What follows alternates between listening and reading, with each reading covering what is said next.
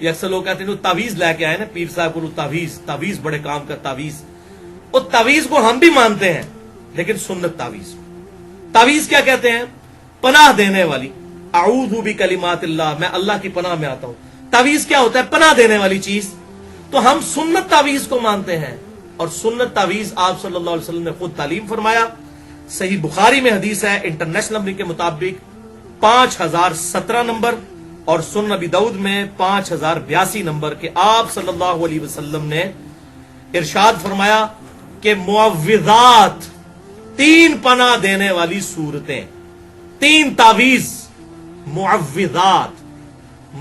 ایک ہے معوذتین، وہ 2 بن جاتے ہیں، قل اعوذ برب الفلق اور قل اعوذ برب الناس. لیکن یہاں الفاظ ہیں بخاری میں معوذات، 3 پناہ دینے والی صورتیں. یہ اگر کوئی پڑھ لے تو یہ 3 صورتیں شیطان، جنات اور جادو کے خلاف اللہ کی پناہ میں آنے کا ذریعہ ہے. یہ تعویذ ہیں یہ 3 صورتیں. اور بخاری میں 5017 نمبر حدیث اسی کانٹیکسٹ میں موجود ہے کہ آپ صلی اللہ علیہ وسلم معوذات رات کو سونے سے پہلے 3 دفعہ پڑھتے تھے. 3 دفعہ سورہ اخلاص، 3 دفعہ سورۃ الفلق اور 3 دفعہ سورۃ الناس. آخری 3 صورتیں معوذات، 3 پناہ دینے والی 3 تعویذ. اب مجھ سے کوئی پوچھتا ہے تعویذ، میں نے مننے جناب تعویذ کیوں نہیں؟ 3 تعویذ پڑھ کے 3 دفعہ آپ صلی اللہ علیہ وسلم ہاتھوں کو پھونک کے اپنے پورے جسم پہ جہاں تک ہاتھ پہنچتا تھا آپ صلی اللہ علیہ وسلم دم کیا کرتے تھے. یہ ہے سنت دم. دم کو بھی ہم مانتے ہیں. اور قربان جب حضرت عائشہ کے الفاظ ہیں اسی حدیث میں کہ جب حضور بیمار ہو گئے تو میں یہ صورتیں پڑھا کرتی تھی، پڑھ کے آپ کے ہاتھوں پر پھونک کے آپ کے ہاتھوں کو ہی آپ کے جسم پہ پھیرا کرتی تھی، اپنے ہاتھوں کو نہیں. ظاہر ہے وہ تو مبارک ہاتھ ہے.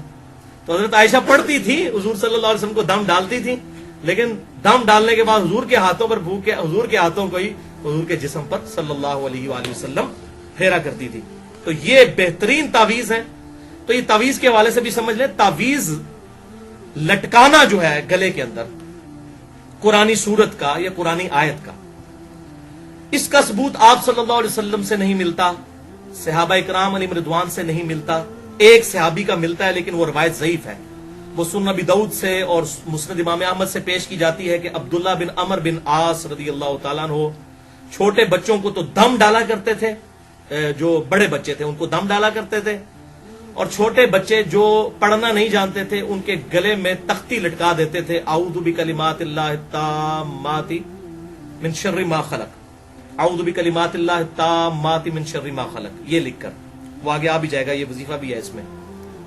تو یہ روایت پکی ضعیف ہے. اس میں محمد بن اسحاق مدلس ہیں اور ان سے روایت کر رہے ہیں، اور محمد بن اسحاق تدلیس کر رہے ہیں.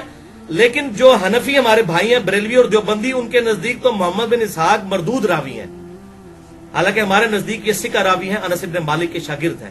یہی وہ تابعی ہیں جن سے وہ روایت ہے سنن البہیقی کے اندر، دلائل النبوہ امام بہیقی کی کتاب میں، کہ آپ صلی اللہ علیہ وسلم 12 ربیع الاول کو پیدا ہوئے. یہ وہ ہیں. تو یہ محمد بن اسحاق جو ہے اہل سنت کے امام ہے. سیرت ابن ہشام ہو یا سیرت ابن اسحاق ہو، جو سیرت کی پہلی کتاب ہے، یہ محمد بن اسحاق راوی ہیں، تابعی، انس بن مالک کے شاگرد ہیں یہ رضی اللہ تعالیٰ عنہ، لیکن تدلیس کر رہے ہیں.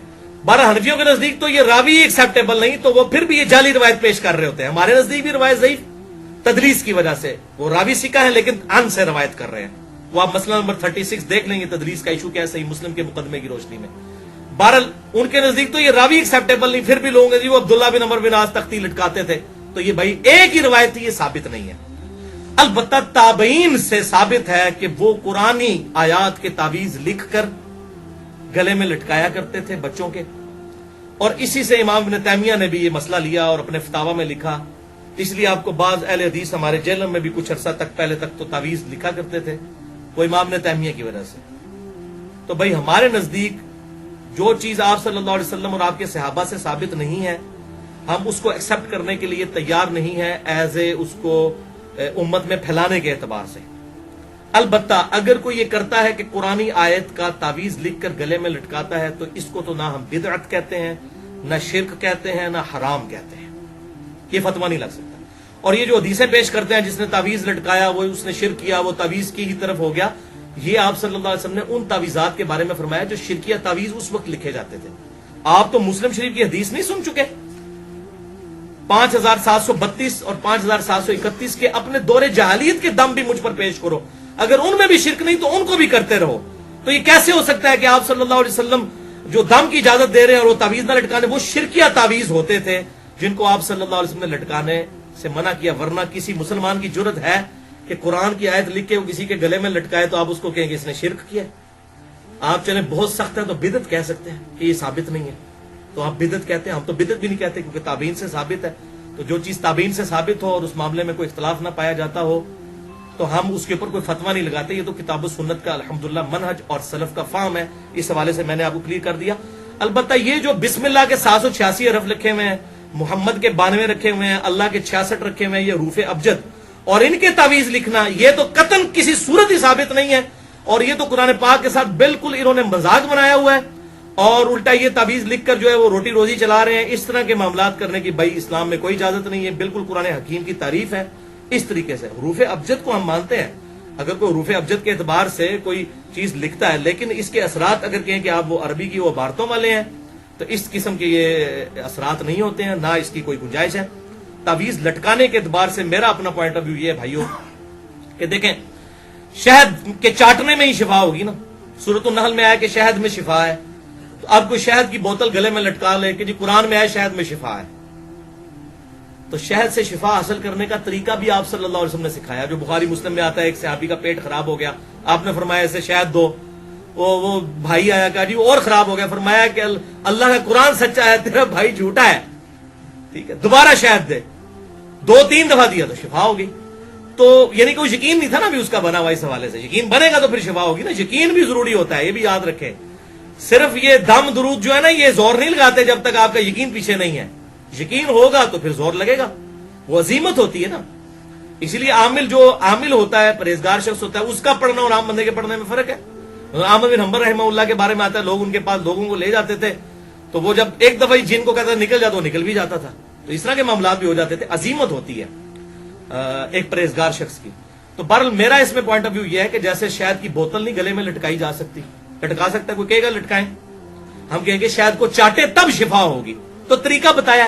تو قرآن میں جو شفا آئی سورہ بنی اسرائیل میں آیا کہ قرآن میں شفا ہے، سورہ یونس میں آیا کہ شفا ہے، اس شفا کو حاصل کرنے کا طریقہ تو بتا دیا. یہ 3 تعویذ ہیں معوذات، 3 پناہ دینے والی صورتیں، قل هو اللہ احد اور قل اعوذ برب الفلق اور قل اعوذ برب الناس. یہ پڑھ کر پھونکیں، یہ ہمارے ان اذکار میں موجود ہے.